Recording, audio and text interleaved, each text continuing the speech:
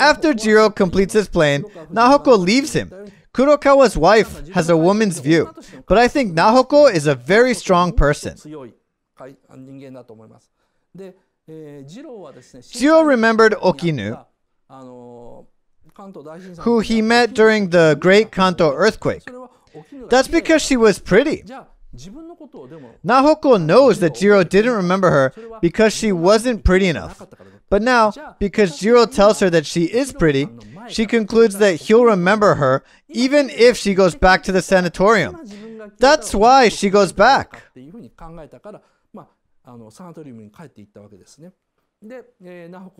Jiro doesn't know that Nahoko has left him while he's experimenting with his plane.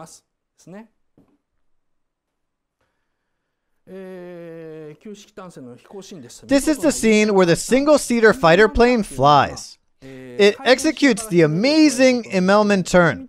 The plane makes a circle while rotating. It flies like this. It gains altitude at full speed, but it flips and flies upside down and comes back around while losing altitude. It twists and circles forward while rising.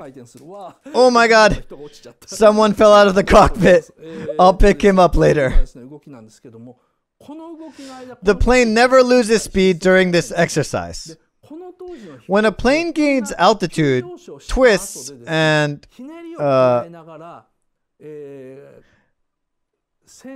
makes a circle, it would have been natural for it to lose speed back then.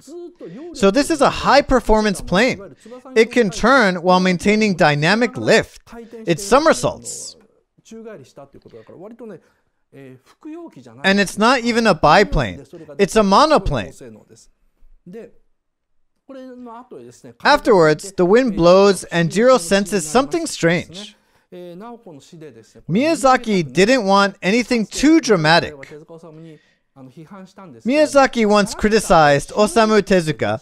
Miyazaki didn't like the fact that Tezuka kills off his characters just to make the audience cry. Tezuka did this to evoke emotions in the audience, but Miyazaki didn't like that. So, he didn't want Jiro to be absent from Nahoko's deathbed.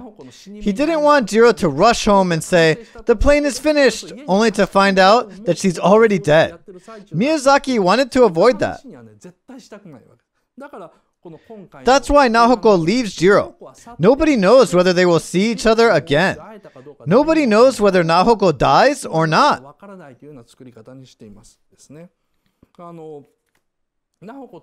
It's a story about the death of Nahoko and Japan. Jiro loved both of them because of their beauty. He creates Zero Fighter planes and tries so hard to keep Japan alive, but he fails. He fails to save Japan. He fails to save everything that was beautiful to him. In the opening scene, Jiro tries to save the girls in the spinning mill.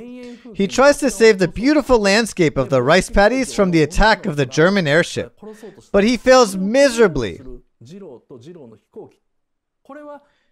So this opening sequence is a summary of the whole story. In the first half, this is actually the second half because the lecture before was the first. I talked for an hour and 10 minutes, so I'll say the rest in the limited part. But let's do the questionnaire first. The second half is a continuation of this one. I'll go a bit faster in the limited part, and I'll talk about Germany. Okay. In the next... Anyway, let's just see the result. Thank you! Next Nico Nico Live is on the last Sunday.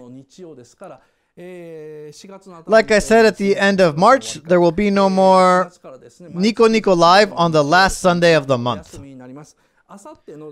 On April 23rd, we'll talk about Gundam from 8 p.m. And on May 5th... Oh yes, this is going to be our last Otaking seminar of the Heisei era.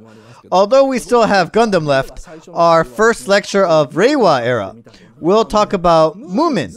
I wanted to talk about Moomin for a long time, so I'd like to analyze Moomin in my own way. Okay, now, that was long, wasn't it? The limited part is going to be more nerdy, but stay tuned. Okay, now let's switch.